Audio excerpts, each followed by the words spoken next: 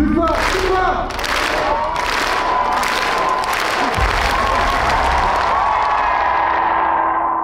Pour être capable de faire la médaille aux Jeux, il faut quand même être capable d'être présent sur des gros rendez-vous avant. Ça s'improvise pas, la médaille aux Jeux.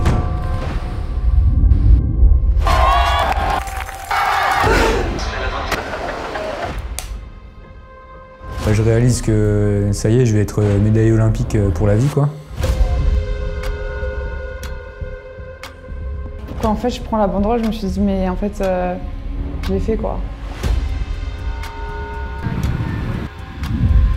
Oh Mado! Enfin on a brisé ce plafond de verre.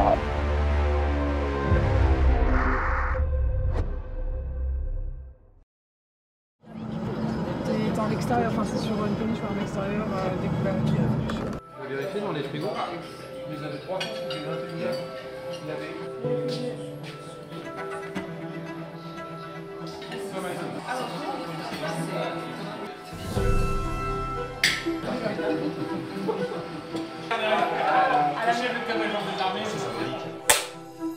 Les Jeux, c'est la course que tout le monde prépare. C'est la course sur laquelle il faut être en forme. Et c'est pas la veille ni le lendemain, c'est le jour J à une heure précise.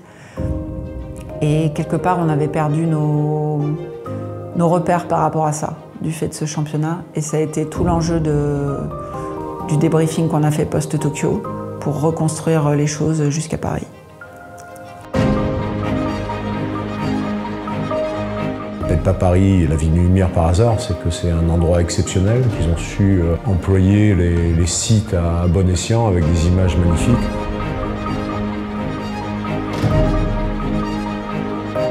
Les gens sont contents de voir les athlètes et chaque personne a son niveau de responsabilité ou le poste qu'il occupe. On sent un entrain et un enthousiasme à rendre service aux athlètes de l'équipe de France et en tout cas à les mettre dans les meilleures conditions possibles. On a l'habitude de dire qu'être champion du monde, c'est marquer l'histoire de son sport. Être champion olympique, c'est vraiment marquer l'histoire du sport français et vraiment ressortir de sa seule discipline. Il y a une pression, je dirais, à la fois de résultats et médiatiques. C'est quand même l'événement le plus suivi sur la planète. Une pression supplémentaire par rapport à une World Series. Alors.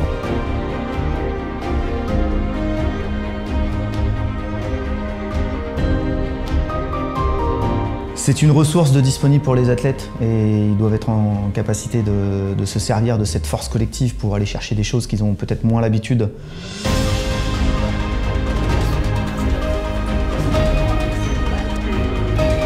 J'allais dire une équipe de France qui n'a jamais été aussi homogène, avec des résultats exceptionnels sur tout au long de l'Olympiade. Partir en Angleterre. Je pense que toute expérience est bonne à prendre. Je pense que toutes les courses qu'on a pu faire, Jeux Olympiques ou non, elles vont compter pour la course qu'on va faire. Bah, je me sens plutôt bien. Bien sûr un peu stressée, mais je suis vraiment excitée et puis je suis très contente voilà, d'être là à Paris. Il ne faut pas exactement qu'on reproduise la même dynamique de course que l'année dernière. On a été plutôt attentiste tout au long de la course et on n'a pas réussi à finalement exploiter l'écart qu'on avait à la sortie de l'eau sur nos principaux concurrents.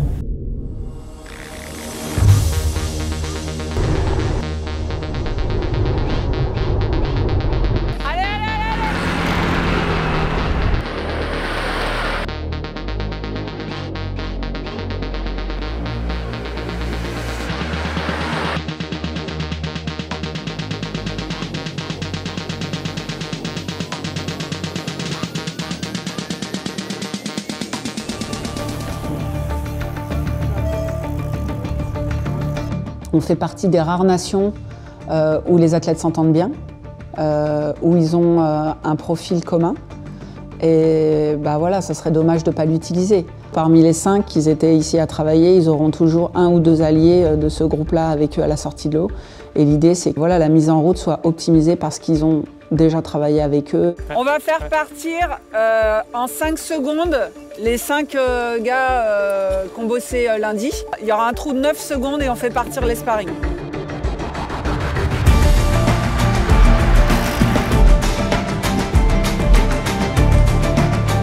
Il y en a un qui a sauté.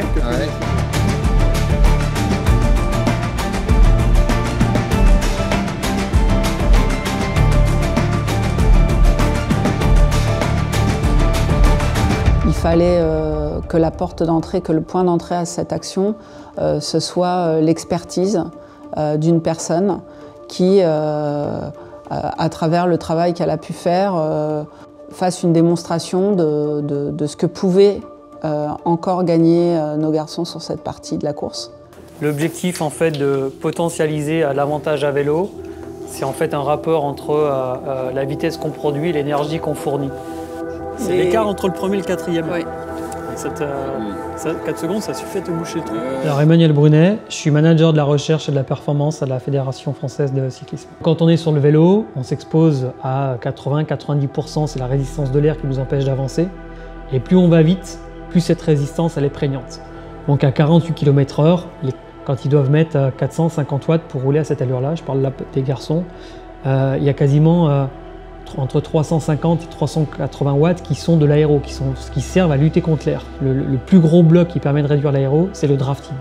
C'est le fait de se mettre dans le sillage d'un autre coureur. On peut réduire de moitié la puissance qu'on doit produire en se mettant dans le sillage. Ce qui était intéressant de travailler là ici, c'est vraiment d'optimiser ce qu'on a appelé ici un niveau d'efficacité collective. C'est-à-dire quel est quand on tourne à 5 ensemble à 45 km/h, quelle est la situation dans laquelle on va produire le moins d'énergie pour rouler à cette vitesse-là. Le but, c'est quand même d'aller le plus vite possible, quoi. Si quand on passe devant, on est à 380 watts, je dis une connerie, mais même 400 watts, bah, ça va rentrer en un tour et demi derrière, quoi. Si les gars ils voient que ça part, que c'est une allure où ils se sentent de prendre le relais, et ben ils vont le prendre et ça va partir sur un truc. Et je pense qu'à Pontevedra, on a bien commencé tranquillou. Et du coup, tout le monde s'est dit, attends, moi je suis frais, je peux passer aujourd'hui. Vraiment, la question, elle est de maintenir en fait l'allure la plus régulière possible pour y dépenser le moins d'énergie possible. Et donc tous les groupes qui seront moins importants que le groupe qui roule devant, il y a 2 solutions. Soit ils dépensent la même énergie et ils roulent moins vite, soit ils arrivent à rentrer mais ils dépensent une énergie folle pour le faire. Et donc pour le coup, les gagnants, entre guillemets, sur le plan énergétique, sur le plan de l'efficacité, ça reste le groupe qui est devant, qui tourne à 5 ou 6. Si tu veux, je me suis mis à 400 watts jusqu'à ce que Baptiste y rentre. Ouais. Et je lui ai laissé une dizaine de secondes avant de lui demander un relais pour pas lui demander direct. Et puis après, on s'est tout de suite fait reprendre, donc je savais que ça allait aller, quoi. Puis on s'est vite organisé. L'idée, c'était de voir quelles actions on pouvait mener d'ici les Jeux pour aller dans ce sens-là et pour les aider individuellement et collectivement à optimiser cette partie de la course. Et de savoir qu'on a un collectif derrière soi, voilà, des athlètes qui, à un moment donné, avant de devenir des adversaires, peuvent être des partenaires. Beau travail. Beau travail.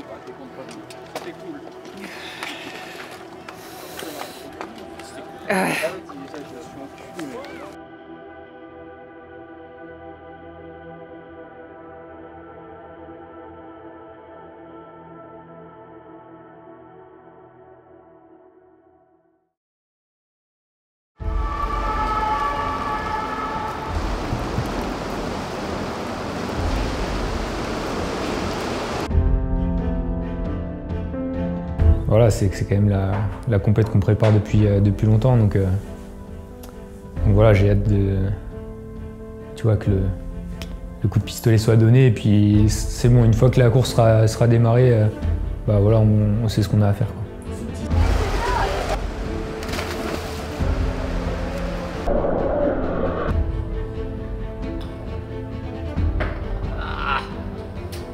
L'ambiance, elle est autant détendue que ce qui est possible de faire avant des Jeux, je pense. Et puis voilà, je suis impatient de faire la course et puis de voir ce que ça va donner.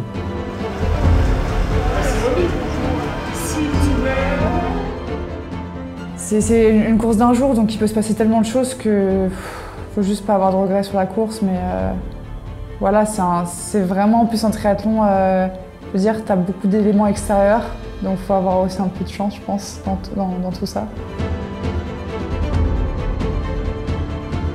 Je sens qu'il y a une atmosphère, vraiment c'est sympa. On voit l'effervescence dans les rues de Paris, les gens ils sont là pour les Jeux Olympiques. Et puis nous on n'est pas au village olympique, mais ça se passe bien, il y a une bonne ambiance. Mais voilà, quand même hâte d'entrer en lice, de pouvoir m'affronter avec le reste des gars et voir ce que ça donne, quoi, parce que l'attente est interminable au final.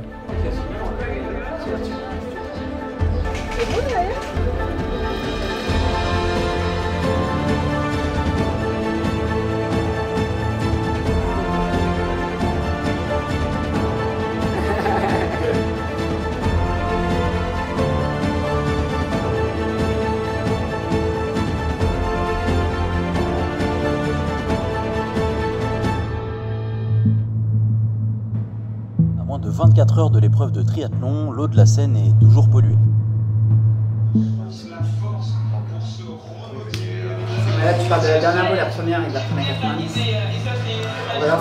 Il y a 450 mètres cubes pour que ça passe au-delà de 20 mètres secondes. On peut leur envoyer ça. C'est la mesure du courant de la France. Ils ne peuvent pas décider là. Voilà. Ils ne peuvent pas décider maintenant ce qui va se passer là. C'est ça. La modélisation qu'ils ont faite, en fait, c'était de savoir est-ce qu'il est plus judicieux de prendre une trajectoire la plus rectiligne possible, d'aller là, là et d'aller tout droit, ou est-ce qu'il fallait jouer par rapport à la force du courant qui est matérialisée de différentes couleurs. Alors, je suis Sébastien Libix et je suis le responsable de la cellule qui s'appelle la mission d'appui à l'expertise et à la performance. Là où on met quelque chose dans l'eau, si on le laisse tomber, il met 1 minute 40 pour faire 100 mètres. Alors la Seine a une particularité essentielle, c'est qu'au milieu du parcours, il y a le pont François Ier qui est traversé. Et ce pont génère des turbulences en fait.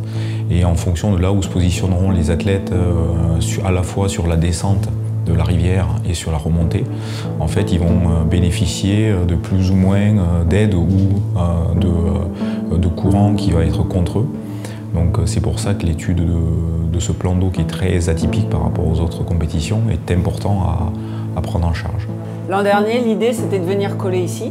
Désormais, désormais, on a fait réanalyser les choses compte tenu du fait que c'est plus possible. Et là, ce qui ressort des analyses des ingénieurs, c'est qu'il faut se mettre dans l'axe du pied de pont qui est ici. Alors on peut quantifier de façon très précise et on le fait et on met à jour chaque jour en fait cette modélisation-là en fonction du débit du courant, en fonction des agencements que l'organisation fait sur le parcours, en fonction de là où il place les bouées, pour avoir une idée la plus précise possible de quelles seraient les trajectoires les plus optimales. En fait, il vaut mieux aller taper dans le bleu, puisque là, ce trait rouge-là qui matérialisait la zone non nageable, elle était décalée quasiment à la limite. Donc vous retrouviez ici. C'est pour ça qu'on voulait vous foutre là-bas. En fait, là, aujourd'hui, il n'y a pas photo, il faut aller taper à droite, comme l'année dernière. L'impact peut aller au-delà, je pense, des 45 secondes à la minute en fonction de si tu choisis la mauvaise trajectoire. Ça, on en est assez persuadé.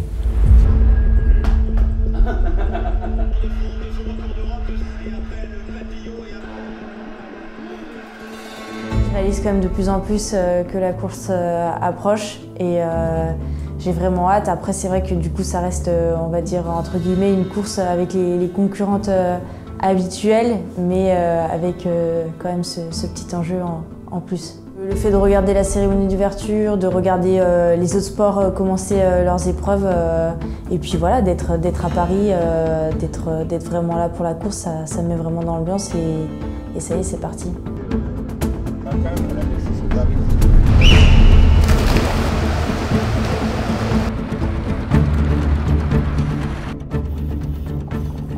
Ça reste une course, la vie ne va pas s'arrêter après les Jeux. Surtout, je ne veux pas avoir de regrets en fait. J'ai envie de faire une course pleine, agressive. Et si les filles sont meilleures, elles le seront. Et si à l'arrivée, je suis contente de moi, j'ai donné mon maximum, ce sera déjà une belle performance. Je vais, mais j'ai pas peur là, mais j'ai peur.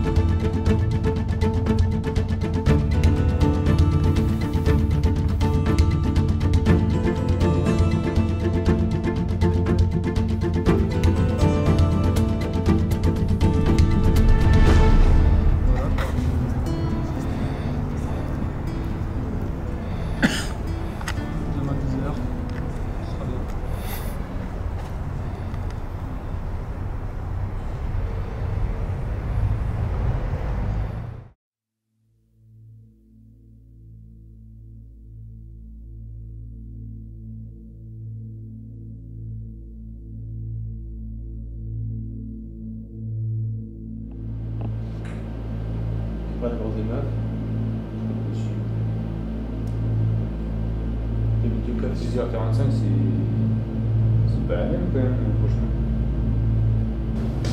Tu viens de voir le message? Quel message? De Benjamin Mas vers Arnaud. On se reportait demain 10h45. Non mais c'est vrai. Bah, il a vraiment mis en tout cas quoi. Mec, en vrai c'est quoi les following a meeting over water quality? En vrai c'est abusé quoi. Franchement je m'attendais pas à ça. Ouais, moi enfin... Bah alors là, franchement surtout que j'avais 0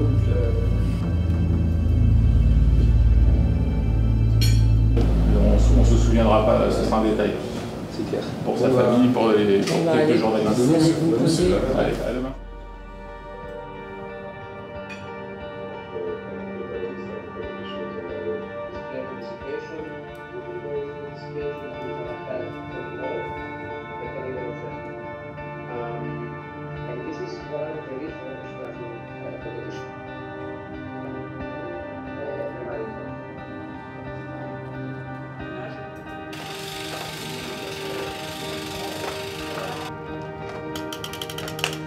Et on est retourne.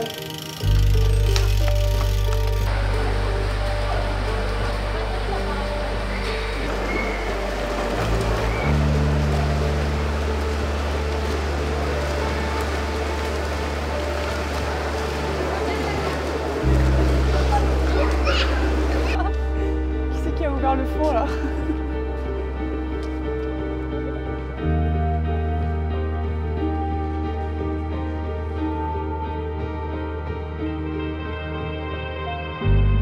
Donc on a une petite réunion ce matin à 8h pour nous donner les horaires donc pour vous les gars, que je vous ai mis sur le groupe pour que vous regardiez, que vous puissiez me dire à quelle heure vous voulez décoller d'ici.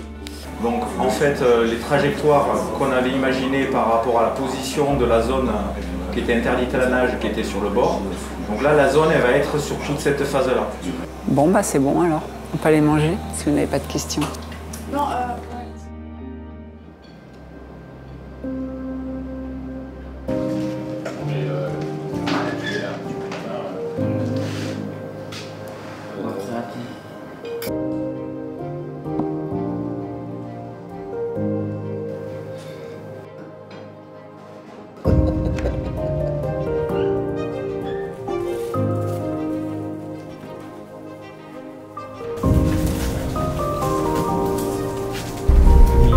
Il est censé s'arrêter.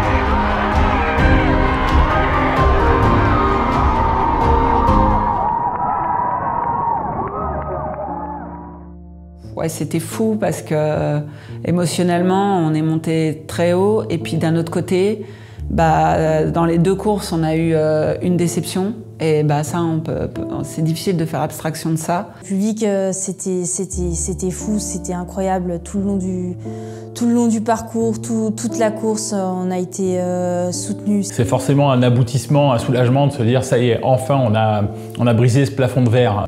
J'étais quand même, bah voilà, en passant la ligne, forcément un peu déçue. Puis je pense qu'il y a toutes les émotions, le stress, tout qui ressort, toute la pression qui relâche. Donc avec un peu plus de recul, avec 2 jours de recul, c'est quand même incroyable pour une première expérience sur les Jeux, d'avoir su répondre le jour présent. Et voilà, j'ai donné tout ce que j'avais ce jour-là et c'était une 4e place.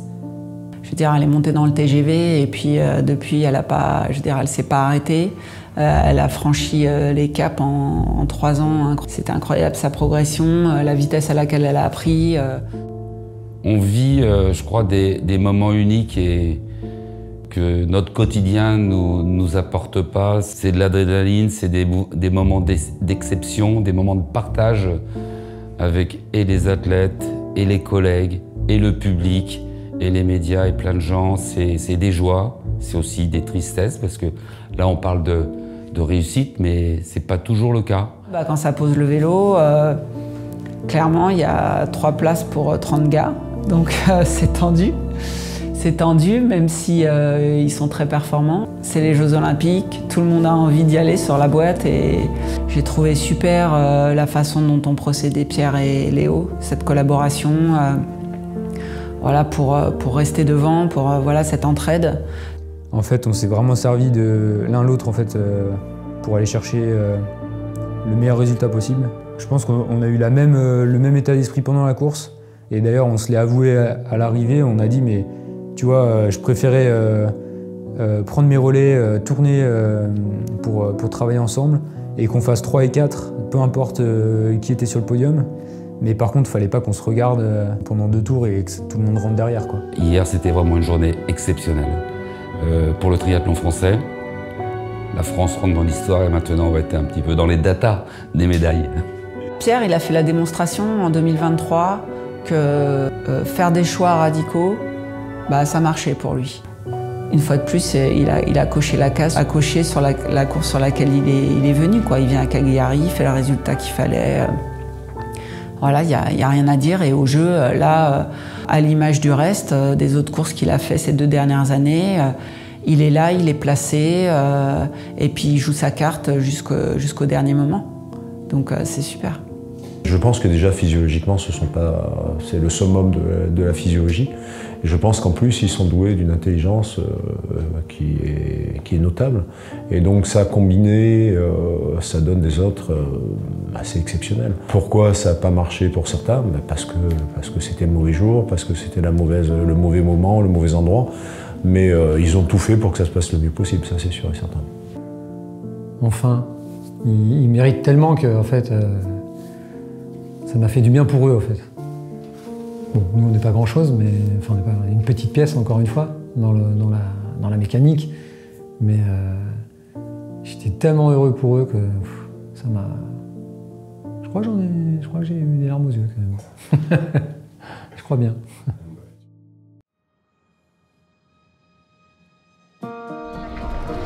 Bien joué, mec. Tu veux la voir? Waouh. Léo? Non mais tu veux peser comment ça pèse? Ouais, c'était ouf, hein. C'était super lourd, genre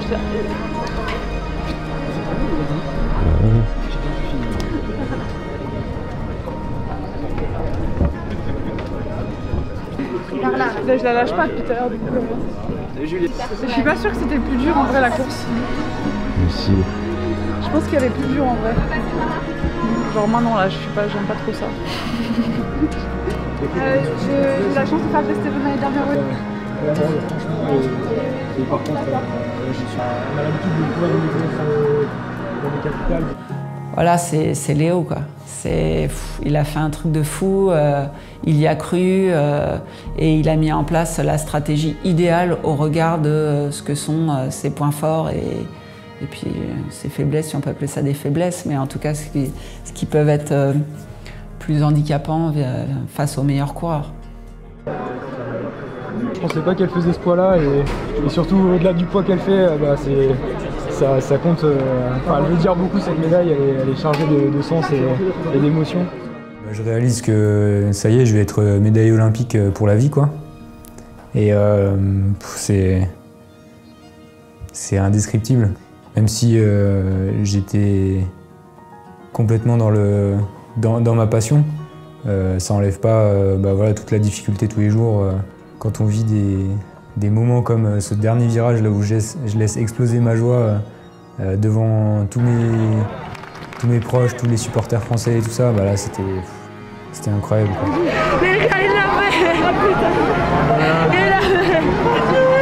Donc ouais, dans le sport là, on prend des risques, on travaille dur et ça paye pas toujours. Mais alors quand ça paye, et bah ça vaut tout l'or du monde, ou tout le bronze du monde. Derniers hectomètres pour Cassandre Beaugrand qui est entrée dans la dernière ligne droite, elle savoure. Elle va décrocher le premier titre olympique de sa carrière, le premier titre également pour le triathlon français. Je la trouvais pas autant stressée que d'habitude, plutôt sereine, plutôt concentrée sur le process et pas sur le résultat. Ça fait des années qu'elle est solide physiquement, mais là, elle en avait conscience et elle était prête à l'assumer. Donc je savais que ça pouvait faire la différence et bon, elle a pas déçu sur la course, quoi. Quand en fait je prends la banderole, je me suis dit mais en fait je l'ai fait, quoi. Bah c'est vrai que c'était le rêve de ma vie en fait d'avoir la plus belle des médailles, au jeu, d'être championne olympique. J'arrive même pas à le dire, quoi. Faire à Paris, bah c'est encore plus inimaginable.